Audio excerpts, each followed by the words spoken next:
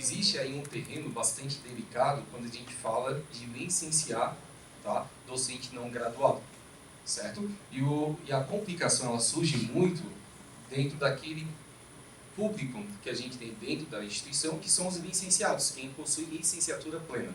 Então, a maior confusão que tem, o vôlei já expôs, que eu vou reforçar com vocês, é que o licenciado pleno, ele perde espaço, né? Então, isso não acontece. Isso não é uma premissa do processo de certificação. Então, o processo de certificação, no terreno que a gente tem normativo, ele é apenas uma possibilidade a mais que vai vislumbrar aquele docente que está na instituição há 30 anos e que não tinha essa jornada docente como nós temos hoje. O vôlei, no início, dava o que de aula? 30, 40 aulas. Era outra jornada. Então, como que esse sujeito, né, ele vai fazer mais uma licenciatura dentro de uma carga horária de trabalho muito diferente? Então, a gente separou para vocês aqui algumas normativas que reúnem a formação docente e as DCNs, né, Diretrizes Curriculares Nacionais. Então, o primeiro esforço, um dos primeiros, né, que é uma resolução lá de 1997. Essa resolução, se vocês entrarem no site do CNE, que trata de todas as resoluções de formação docente, vocês vão verificar que ela tem programas de formação pedagógica e ela gerou diversas consultas, tá? Onde essas consultas elas vinham na tônica de qualquer um que fizer vai tirar o espaço do outro, né? Então, não é isso. A maioria das consultas teve indeferimento, porque era um entendimento errado da legislação. E, claro, a legislação ela foi se aperfeiçoando, né? Em 2015, a gente tem diretrizes das licenciaturas, tá? A gente tem a resolução 01. Em 2019, a gente tem outra resolução, tá? A nova resolução das licenciaturas. Isso no Brasil está dando bastante dor de cabeça para quem trabalha na área do ensino, para quem trabalha com os currículos de licenciatura, tem que fazer reformulação. Uma delas é que de 2015 para 2019 são 4 anos só, né? Então, quem formulou um curso em 2015, em menos de 4 anos já teve que fazer uma nova adaptação do curso. Então, também tem a questão temporal que atrapalha o processo, tá? Em 2022, a gente tem as diretrizes para a formação de professores da educação profissional técnica de nível médio. O que a gente tem de importante aqui? O vôlei já colocou, tá? Para quem fez, mas não é de qualquer forma, para quem fez pós-graduação, né? Que seria para a educação profissional de 360 horas e comprovada 400 horas de prática profissional, ele pode solicitar a diplomação, certo? Então tem aí o requisito legal. Artigo 5º, né? Artigo 5º, isso. Artigo 5º desta resolução. No artigo 5º, aí você vai pegar entre os incisos 1 e 3 e vai ter a descrição de qual é a exigência mínima, tá? Então, a gente destaca isso porque... Esta resolução aqui, a 22, artigo 5º, está isso, o que o Thiago está dizendo, tá? Existem esses indicativos, tá? Que são 360 horas, mais 400 horas de prática profissional da área técnica. Por exemplo, se um cara é engenheiro na área da construção civil, então ele tem que ter pelo menos 400 horas lecionando aquelas unidades curriculares específicas, né? Mais 360 de curso, no mínimo 360 horas de um curso de especialização. Não serve qualquer curso, eu fiz um curso de gestão escolar. É curso na educação profissional, porque a gente está dentro do contexto da educação profissional. Então, gente, conforme coloquei, o texto que vocês vão ter na Resolução 01/2022, no artigo 4º, é esse. Aos graduados não licenciados que realizaram o curso de pós, lato sensu, tá, de especialização nos termos da Resolução 01/2018, é assegurado o direito de requerer a expedição de diploma de licenciatura na docência da EPP, tá? Aí, claro, vai trazer para a gente a Resolução 01 de 2021, onde ela traz para a gente o rol de possibilidades, tá? Então, a gente tem esse esse artigo para a gente poder dar um destaque. Agora, o que a gente deve observar na Resolução 01/2021? Ano passado, a gente teve a resolução e ela trouxe para a gente uma mudança em relação a 06 de 2012. Na 06 de 2012, ela trazia como requisito a experiência de 10 anos, certo? A 01 de 2021, ela tirou esse requisito de 10 anos e trouxe para quantos anos? 5 anos. Então esse é o primeiro passo, tá? Agora, como que vocês vão fazer para ponderar qual métrica que vocês vão utilizar para diferenciar o sujeito que tem 5 do sujeito que tem 10, isso é algo, tá, de organização institucional. Você não precisa definir para quem tem 20 anos de docência uma pontuação igual para quem tem 5, certo? Aí é um organograma de vocês, né? O professor Júlio mostrou uma forma de gerar pontuação, tá, individual, e aí a gente também pode fazer esse tipo de métrica, tá? Então a gente pode sim diferenciar o sujeito que tem menos para o sujeito que tem mais, depende da concepção da instituição. Então, para a gente trabalhar, o terreno que a gente quer trabalhar aqui com vocês, né? Artigo 53, no segundo parágrafo do artigo 53, a gente tem, tá, as formas, o direito que o sujeito, o professor não graduado, não licenciado, desculpa, tá? Como que ele pode buscar licenciatura? A gente tem as formas. Nós vamos nos restringir a uma forma só, tá? Que é a certificação, ok? Então, ter reconhecimento total ou parcial de saberes profissionais de docentes. Requisito, 5 anos. A gente vai trabalhar em cima disso. Nosso GT se concentrou nisso. Em reunião com o Conselho de Ensino, Pesquisa e Extensão, tá, a gente firmou um compromisso. O nosso outro compromisso que a gente firmou, que vai para além do que a gente vai mostrar aqui, é prospectar, né, identificar qual o tamanho da demanda real que nós temos e verificar quem tem interesse em fazer certificação, tá, e quem tem interesse em buscar ou uma licenciatura ou uma pós-graduação. A gente vai elaborar um questionário para isso. A gente está aperfeiçoando o questionário, definindo se vai ser Google, se vai ser um Live Survey. A gente está definindo qual vai ser a melhor ferramenta, mas a gente está trabalhando em cima disso também, tá? Porque qual que é o ideal? A gente tem que deixar bem claro dentro da instituição que são 3 formas, tá? E a escolha pela forma não é do GT, e sim do docente. Mas a instituição não pode, tá, primar só por 2 formas.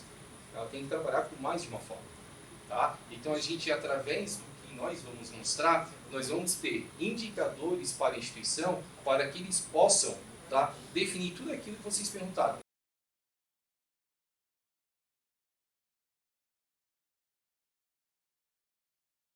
Então, o que a instituição de vocês precisa para fazer a certificação docente, tá? Então a gente separou, tentando deixar algo mais didático aqui, para a gente poder dar sequência. Então, primeira coisa, é necessário ter oferta de um curso de referência, certo? A gente precisa disso, tá? Diz, pode lá. Vocês, aqui, durante esses 3 dias, vocês já compreenderam que é um curso de referência, então vocês têm que ter esse curso de referência. No caso do Ressaber Docente, teria que ser um curso de licenciatura em educação profissional, complementação ou formação pedagógica, e isso aqui não fomos da nossa cabeça, está estabelecido nos atos normativos já publicados, tá? E a especialização em educação profissional, tá? Então é necessário que esses cursos de referência sejam ofertados pela instituição. Por quê? Vocês também já debateram bastante aqui. Vocês terão todas as competências nesses cursos de referências que são referentes às competências necessárias para a docência na educação profissional. Tá? É ou, isso. Boa. Segundo ponto, então. Construir um PPCP, ok?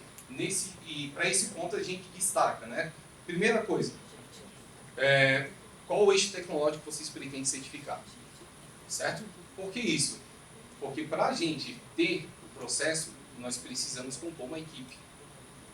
Então não adianta eu ter na minha instituição, por exemplo, engenheiros civis, tá? E eu quero certificar engenheiro eletricista. Ah, mas isso eu não tenho. Tu pode buscar profissional externo. Isso não tem problema, isso é possível. Tá? Lembra que foi dito que é necessário uma equipe multidisciplinar. No Ressaber Docente também é necessária essa equipe. Imagina lá no Instituto que a gente tem 1.700 professores, a gente mistura todo mundo, a gente nunca vai conseguir organizar essas bancas. Então, nesse projeto piloto, a gente está abrindo para o pessoal da construção civil. Então, neste momento, a equipe multidisciplinar da área específica será composta pelos docentes desta área. Pode perguntar. Aí eu não entendi. Eu pensei que fosse só uma avaliação pedagógica. Você está fazendo avaliação sobre a área específica do docente? Ok. Sim. A portaria 24, no artigo 19, tá? Ela vai colocar isso. A gente precisa ter uma equipe multidisciplinar. Tá? O profissional da educação, ele vai avaliar os aspectos muito voltados à licenciatura, a parte pedagógica. Tá? Pode ser um professor, pode ser um pedagogo, é um profissional da educação. Quando ele vai dar aula de química, ele faz a transposição didática, professor. Então, imagina, quando ele estiver lá, né, diante dessa equipe multidisciplinar, ele vai apresentar, por exemplo, como que ele ensina os meninos a montarem uma estaca dentro da área dele. Né? Então, e ele deve ter toda uma estratégia de ensino para ensinar os meninos a montarem uma estaca. Então, essa é a parte pedagógica, a formação pedagógica, só que ele tem um conteúdo de formação específica, que também precisa ser avaliado. Outro ponto, e que a gente percebeu ao longo do nosso tempo aqui, né, em Brasília, é uma confusão com a carga horária. Tá? Então, ó, definimos o curso de referência. Qual a carga horária do participante no PPCP? A carga horária no PPCP não é igual à carga horária do curso de referência. A carga horária no PPCP é a carga horária que o participante vai ter para se dedicar ao processo. O que difere também da carga horária da equipe que está trabalhando com o PPCP, que vai ser por meio de uma portaria de designação, e claro que o PPCP ele pode dar um indicativo. Né? Vocês podem colocar ali 10% do que é o processo, acho que eu consigo dar conta. Entende? Mas por que 10%? Por que se o PPCP tem 80 horas, eu 8 horas semanais vou dar conta? Porque o sujeito que vai fazer o processo, ele vai ter que fazer memorial descritivo, vai ter que juntar documento, vai participar de entrevista. Então, é diferente a carga horária. Tá? Então, ali a gente tem uma carga horária para o processo. Então, perceba a diferença. Carga horária do processo, carga horária do curso de referência. São distintos. Tá? Então, a gente tem que separar essas duas informações de forma bem didática. Né? Isso vai acontecer na instituição de vocês. Porque docente, ele quer saber quanto que ele vai colocar nas 40 horas. Certo? É um jogo de carga horária. Tá? Nós, por exemplo, estamos colocando o quê? O docente que participar para ser certificado, tá? Ele não vai ter redução da carga horária de aulas. Mas ele vai conseguir colocar aquilo dentro da carga horária de capacitação. Mas ele não reduz a jornada de aulas dele, para não sobrecarregar os outros docentes. Tá? O terceiro ponto, a gente trabalha aí com a elaboração e publicação de um edital. Certo? A gente tem ali 8 itens que precisam constar.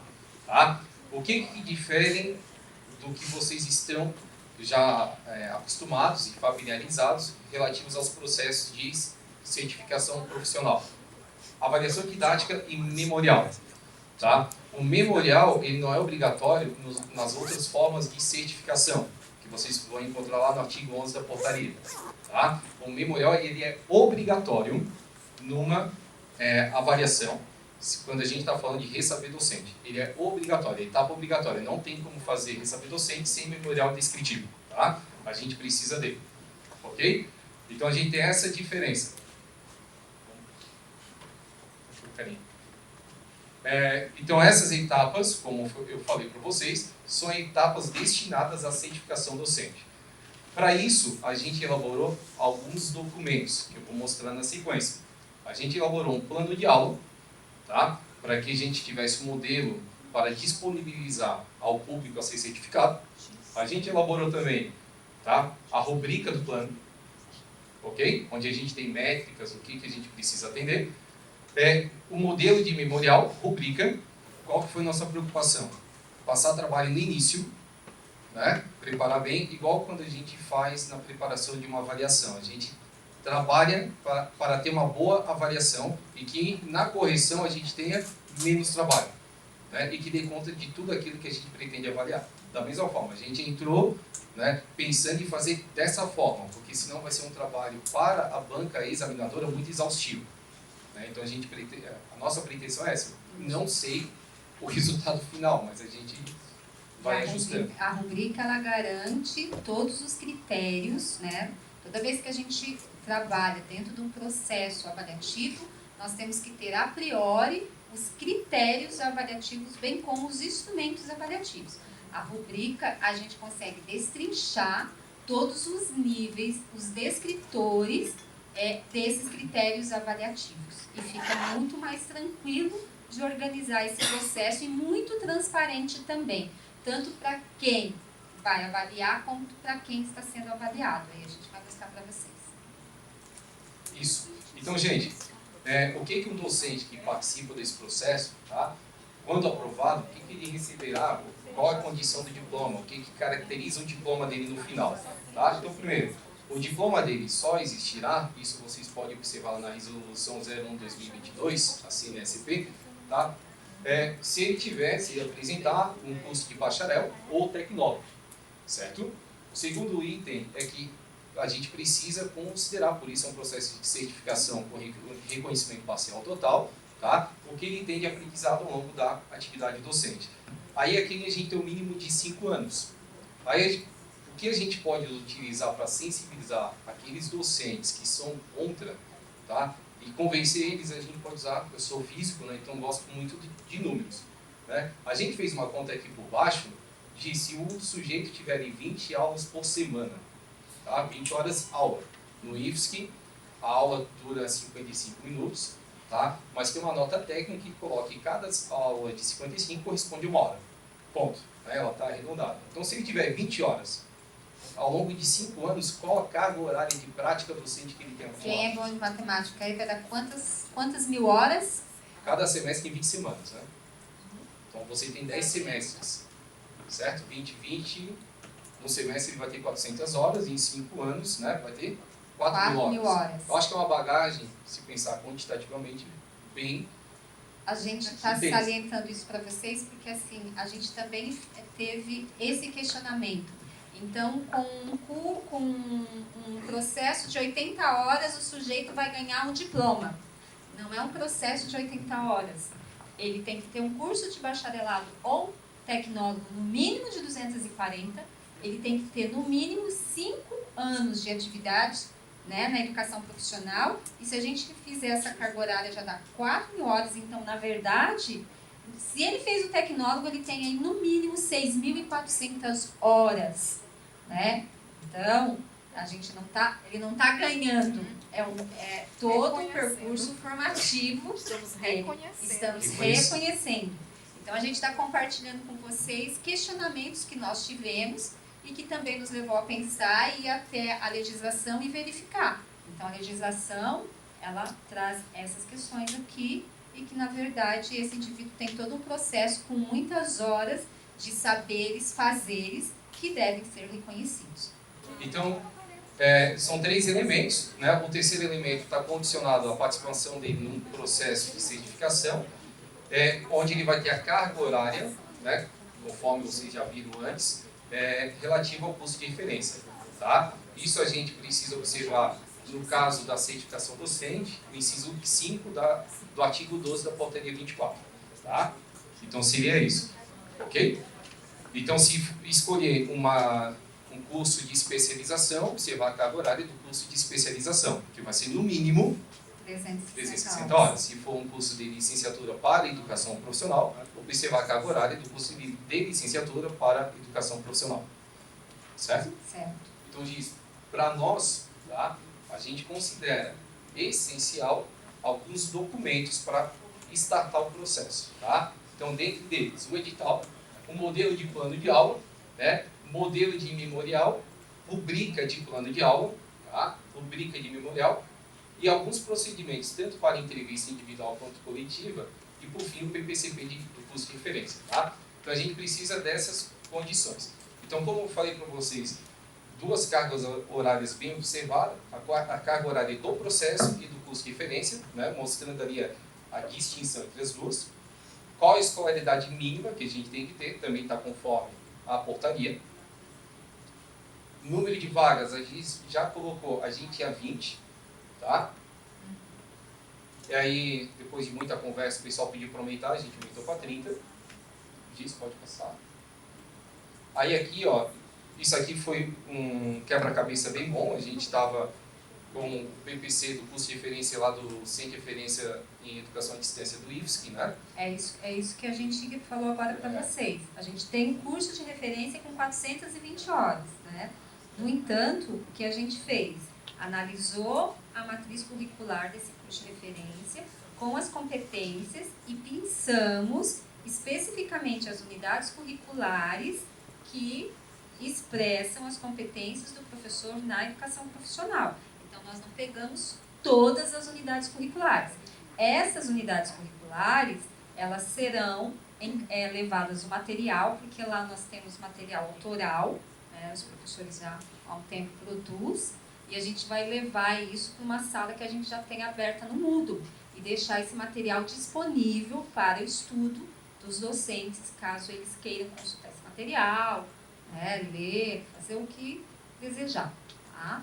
Então, aqui tem as unidades curriculares que nós especificamos. A epistemologia na educação profissional, teorias e abordagens, né, educacionais na educação profissional, a didática na educação profissional, pesquisa e extensão na educação profissional, tecnologias na educação profissional e prática docente. Então, essas foram entre as unidades curriculares que compõem esse projeto pedagógico do curso, são essas que serão levadas para ser disponibilizadas o material no curso de certificação dos docentes. A gente vai preparar a banca para os possíveis encaminhamentos, né? Então, na melhor situação, o diploma, né? Se o reconhecimento foi total, o diploma, né? Diploma de licenciado para educação profissional, tá? Na segunda situação, se o sujeito não atingiu todas as competências, a banca entende que não atingiu todas as competências, indicar a realização da complementação pedagógica no curso de referência, tá? E, por fim, se ele não atingiu nenhuma, é uma situação bem delicada, indicar que ele faça o curso de referência. Vocês chegaram a definir pontuação mínima para algum daqueles itens, por exemplo, você colocou cá, ensino, pesquisa e extensão. Obrigatoriamente ele tem que pontuar nos 3 ou não? Alguma coisa desse tipo. Tem essas limitações ou isso não está definido? Não atende, atende parcial e atende total. Sim. Na rubrica ali do memorial a gente chama os ferros. Por exemplo, se ele nunca fez extensão. No memorial, se refere a isso, né? Mas isso tem um impacto em ele ser certificado ou não?